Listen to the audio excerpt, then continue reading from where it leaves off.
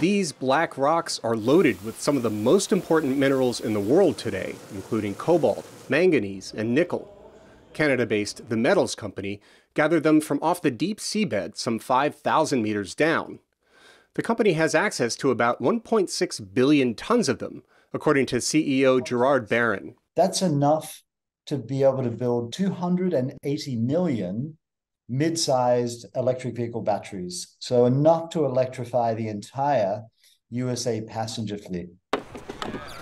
As the world transitions away from fossil fuels, the demand for metals is increasing.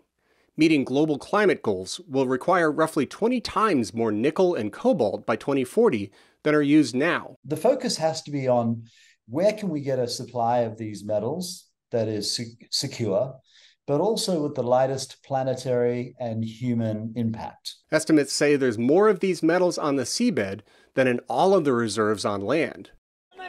And Barron says they come without the human exploitation that plagues cobalt mining in the top producer, the Democratic Republic of Congo, or the rainforest razing seen in the leading nickel supplier, Indonesia.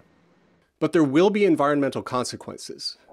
The deep seafloor is one of the world's most extreme environments, but it's not lifeless. Extremely cold, extremely dark, very high pressure, obviously, down at 5,000 meters, and very, very low food availability. And remarkably, life finds a way. Adrian Glover leads a team at London's Natural History Museum studying life in the abyss. While the oddballs are obvious, he says most of the living things are easy to overlook. You land on the seabed, to be brutally honest, it doesn't look like there's much life there. You see the nodules, you see mud.